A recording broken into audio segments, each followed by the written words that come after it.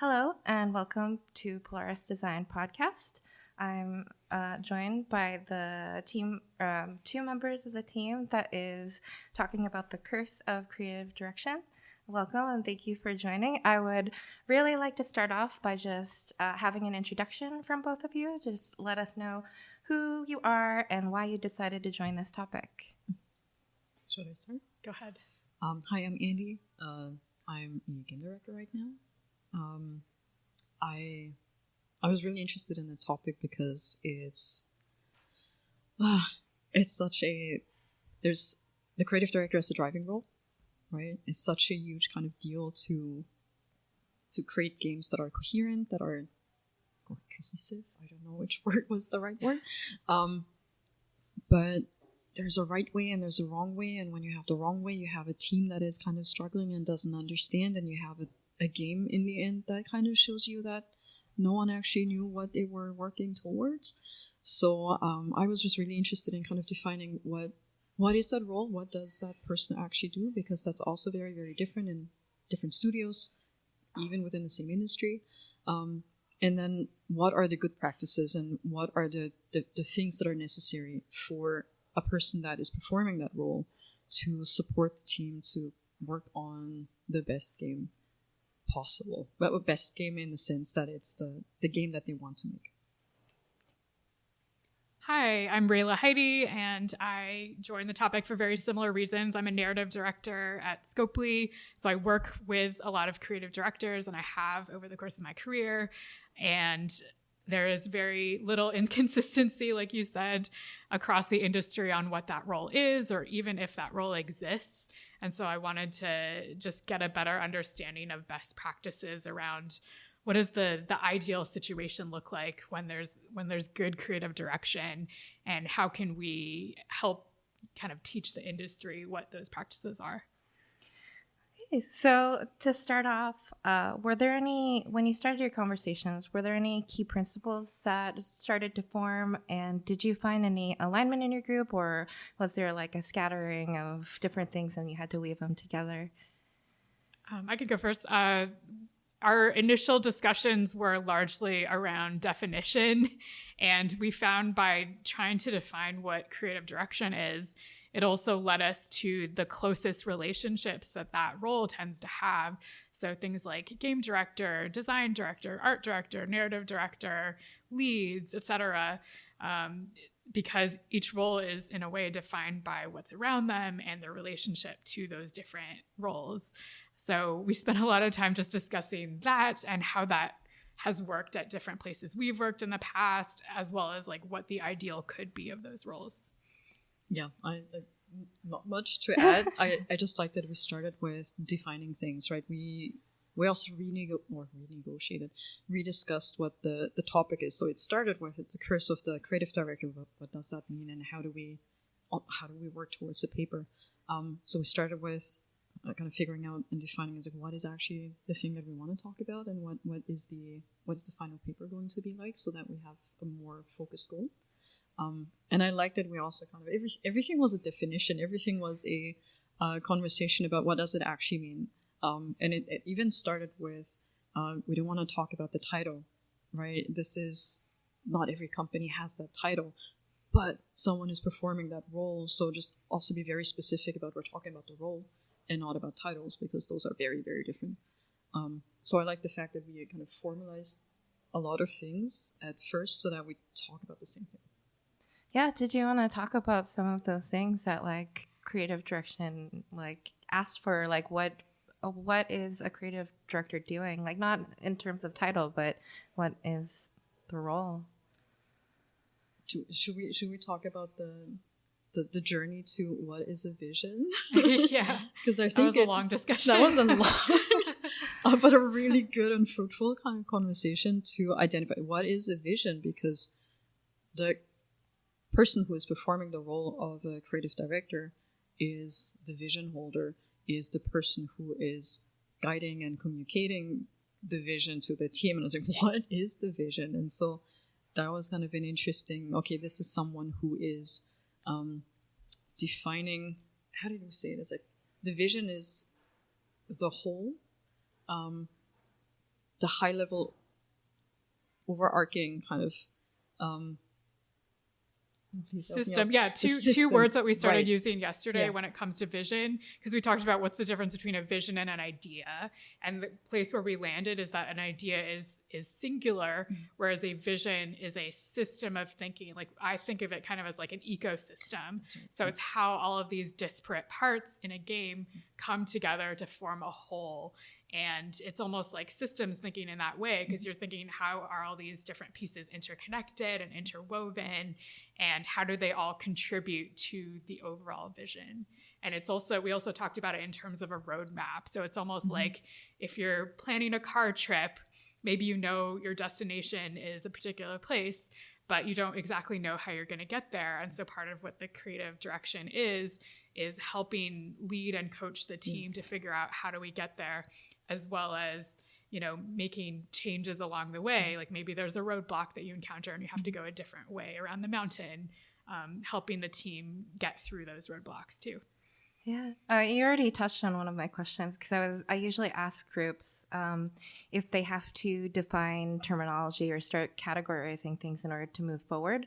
I feel like, is that something you find a lot in creative direction as well as a role? Because like, it's sort of like, how do you know what things to define and how far to define them? Is that one of the curses of creative direction? Or? I would say it's one of the curses, just making sure that the team understands what you're talking about. And just from my experience with not using the same terminology, we can waste a lot of time on a project. I don't know if we want to dive deeper into this, but I worked on a game where we had 3-4 different types of locations, and some of them were part of a feature and a mechanic, and some of them were just a location, and some of them had very specific design details, like walking into that location changed your camera from first to third person, and some of them were too small, and so that would have been disorienting to the player because that size just didn't work with that design. And they all had a very specific name. So we were able to differentiate between, this is something that is an upgrade of, this is a very specific location where, you know, you find all the mission givers. And when people don't use the same terminology, like we ran into an issue of just receiving a bug with the camera. I was like, I walk into that location, the camera doesn't change. And then I would push back and be like, well, it's a very small location and it was never part of the design. It doesn't make sense. And so there's actually a back and forth of a few weeks of, well, we're not going to do it. And then pushing back as well, you have to do it. To finally sit down with someone and tell them, like, can you open the build and you fly me to the location? And then we continued the conversation from there. And they flew to a very different location. I was like, well, that's why terminology is so important, because we were talking about two very different things. We could have saved a lot of time. So yes, there is a curse, right? Everyone needs to speak the same language. Everyone needs to use the same terminology. Yeah. Otherwise, they're not moving in the same direction or not focusing on the same thing. Is part of your conversation finding ways to help define that terminology? Because there's kind of like a problem of how do you identify that you need to do it or when to do it? Because maybe I've run into instances where people are like, we're going to make a cozy experience. What does that mean? It means different things to different people. So it's like, how far do you define it? And like, what is going to really resonate with people?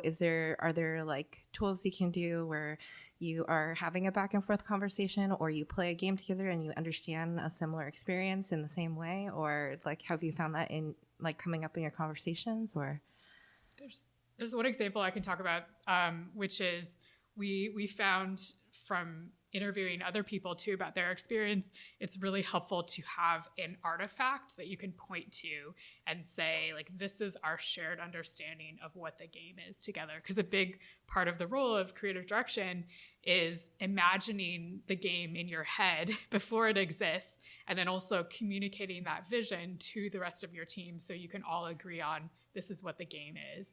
And so when you have an artifact, whether it's a presentation or a design document or a video or something you can point to and say, this is the game we're all making. Like, do we all agree?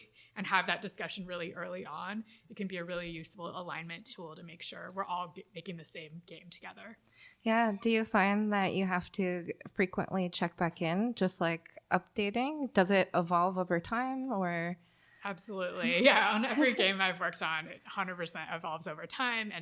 And like we were talking about earlier, like sometimes there are roadblocks that change your path, and you do have to change some of the fundamental original vision that you had. So another topic we talked about is when to be flexible versus when to stick to the original plan.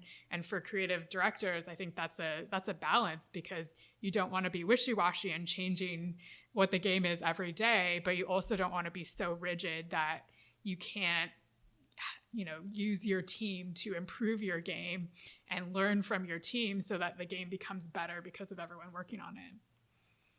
Wonderful. So for the next question, I want to hear from both of you. Did you find anything surprising in your conversations, or did anything just like kind of solidify what you already knew and in more of a in-depth way? I think the surprising part was that the people that we spoke to and our own experiences align in a really interesting way. There's certain things that come up all the time.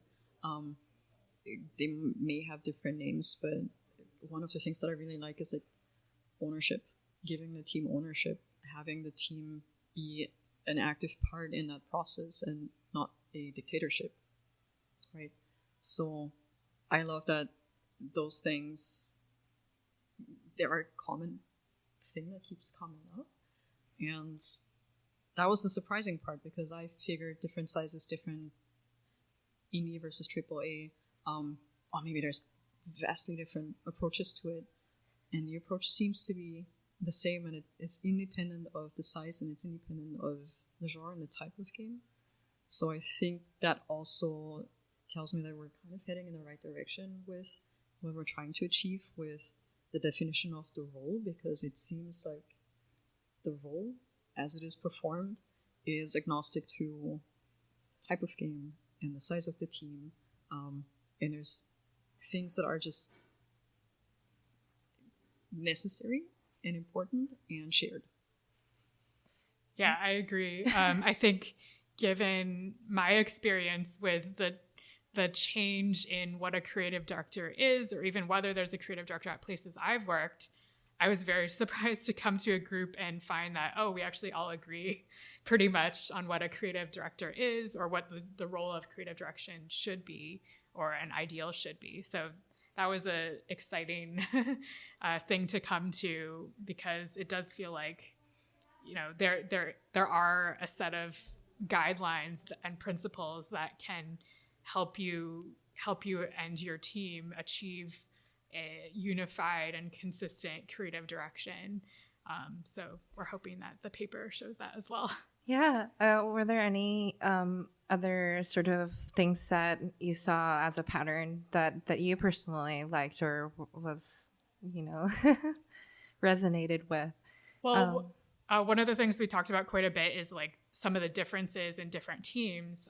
Like if you're working at a small indie studio versus a large AAA game, there are significant differences in terms of how you have to communicate information, whether you can even talk to everybody on your team, or you have to, pass down information through documentation and things like that. Like there are definitely differences, but I think underlying those differences, there's still a shared framework and guiding principles to help enable your team to have some ownership over the feature that they're working on, or whatever it is that they're doing in their discipline. Yeah, I'd like to hear a little bit more about ownership in general, because oftentimes when you try to give ownership to people, there's some challenges there, because it's like, who do you give ownership to, and what does that mean to them? Does everyone want ownership? If they say they don't want ownership, is that really true, or is it just the environment that's like causing them to say that? I'd love to hear more about that. I love that question. Let's start with how to support the ownership on the team. I think for me that was always kind of important to ensure that the team has, again, ownership, like I'm just repeating the word, and setting up a framework, because I think if the framework isn't there, people are not comfortable enough to take ownership or kind of drive something that they want to drive. So that I feel is an important part, and I think this is part, actually, creative director, or directors in general, and the production, when that's when the size is that big, because in the end, like, the creative director is not the person who is implementing things most of the time. Sometimes, well, when the team is smaller, yes, but bigger sizes, like, they need to define again, what we talk about is like, that's the goal, right? We have our endpoint. We know what the endpoint is, and they're now helping the team to get to that endpoint, not by telling them like which route to take, but by providing interesting problems. Is also formulating the feedback, I think, is part of that ownership. What I've seen becomes problematic is when, and I won't say all directors, but also creative director, when the feedback is very specific, when they start talking about this is too fast, this is too slow, and that might not be the issue. That might be something else. And being able to phrase feedback to the team in a way that gives them enough information about, oh, I wanted to do this, and then this happened, and I was surprised because I was expecting something else. Giving them enough information to then take the problem and then start problem solving, and that already gives them ownership over how do we do this, and it gives them so many different options of, again, there's not one solution. It can be many different solutions. If you have clear vision and have given clear direction, they can also move within that framework. So it also helps them kind of follow the direction, follow the game that you're trying to make, but still have a lot of freedom with what is our solution? What is the thing that we think fits within the direction, within the problem that we're given? That gives them the ownership. It also gives them the accountability of if that's not working well enough, well, they also have that. But that is not necessarily a bad thing. But also to get to your other part of the question, is everyone comfortable with that? No. And that is where the need comes from, again, setting up a safe space and setting up a way to kind of give that feedback without worrying about repercussions, negative kind of effects, because then it helps some people to become more comfortable. But my thought is that everyone should have ownership, right? It's not just the designers, for example. Programmers have ownership over, because they're also proper owners over a feature. Artists have ownership over, and it just takes a bit to kind of create that environment. But it also requires the clarity from the creative direction, like what are the constraints? Where are we? What are the borders? And as long as everything is clear, the team has a lot of creative freedom to kind of make the thing their own. Absolutely. Did you have anything you wanted to add? Yeah, I'll just add, we talked a little bit about creative direction as kind of defining a sphere of what the game is. And then a lot of the interactions that you have with a team might be further defining the sphere or potentially changing the definition of what it is. So sometimes your team can come in and have an idea that changes the vision a little bit or improves on it in some way. And so part of the role of the creative director is to constantly be redefining and validating the original goals that they set out, because they absolutely can and should change based on the team questioning them, as well as testing it out through prototypes and design and everything. Yeah, I recall you mentioning times having that balance of whether you should stand and or if you should be more fluid and adjust. What are some times where you should stand firm. Yeah. I think that's when you go back to the original goals that you set out. We talked about goals and pillars a lot being very foundational for the beginning of the game when you're in that early ideation discovery phase, because they can essentially be the razors that you use to measure whether a pitch, let's say, fits into that or not. So when one of the developers comes to you and has this like amazing pitch, you can go back to your original pillars and the original goals and say, like, does it fit into these? And if they are well written and clear enough, then it should be very clear whether it fits in or not. And that way it takes away the subjectivity, which can be really challenging for something like creative direction if it's not clear. So having that clarity up front and making sure the team understands it just saves so much time. Does your topic go into what well-written means for pillars? We haven't yet, but we definitely should get into that in the paper. Yep. Yeah. Yeah, because I think we kind of had a bit of the conversation about vision was already really good, and I think we might have the same about pillars. We probably will. Especially because I've also never seen good pillars. I just realized yesterday.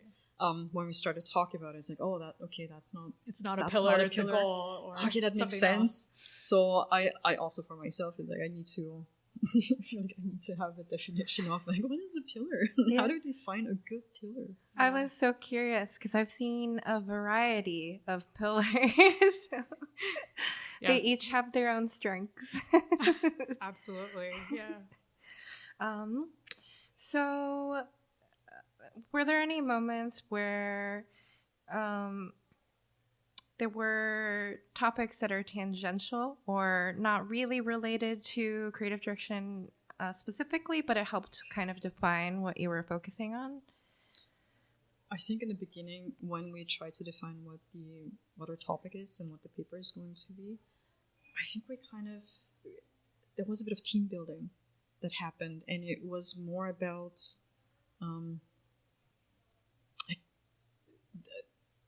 a tool to help create a team and understand what the necessities are in terms of roles that need to be filled. Because I think it was an interesting kind of tangent, the also knowing where your own skills are and where your weaknesses are, and finding the right people to fill in the gaps where your weaknesses are, and also being able to understand your individual people on the team and what they can do, like in terms of maybe they can have 2 different roles, 3 different roles. So the team structure kind of really depends on the people that you've hired and what their talents are. And then we talked about the deck, and I'm actually really excited about just not having a paper, but a deck that helps with when people need to create a team, as like having that as a practical tool. But then we also realized like that it's kind of 2 different things that we're discussing. But it's also still something that I feel like I want to explore once we're done with the first topic. Yes. Yeah. Because I think it's probably going to be a helpful tool. I think so. Yeah. I was so curious because it's such a beast, the topic. There's so many aspects of it. Were there some aspects of the curse of creative direction that you decided not to go into, or that you had to like postpone for part 2? We kind of dropped the curse part of it, although we might come back to it because we haven't written the paper yet, obviously. But I think the original conceit, the original question was posed by Daniel Cook, and he was bringing up specifically the pain that comes when you are scaling up a team and you go from a very small team where you can easily talk to everybody on the team once and everybody gets it, versus when you scale up to a big team, there's so much more communication and repetition that comes from that, which can be very painful and requires different processes. So we talked a little bit about that, but that was less the focus than what does good creative direction look like. Nice. So if you had to distill the conversations in the past 2 days and you had to pick one highlight takeaway or one of your favorite conversations, what would it be? There's so many. I honestly, I'll give you two. Yeah. I think the conversation about vision, I really love that it just broke my brain at one point, because we know what it is. We can kind of feel it in our guts. I know it when I see it. But defining it and differentiating it from something else, like an idea versus, I think that was my favorite part, because it took a lot of really good questions and challenge each other. And I think we were in agreement. It was just really hard to kind of find the definition. But it was a good process. I really enjoyed that. Yeah, agreed. One more I'll add is our conversation around kind of how the creative director can empower their team, because we talked about how some creative directors are more like dictators and everything, lives in their head and they have to make all the final decisions, which is a model that can work for sure. But there's another model, which is they are the original, maybe they're the original instigator of the idea, but then they empower their team so that the shared dream of what the game is collectively lives inside everyone's head together. And we're all talking about that and hopefully agreeing on what that is at the same time. Yeah, that's really great. I think it's funny bringing up the dictator type. Are you also defining that within your paper? You probably should, yeah. Because it is a common model in game dev. Yeah.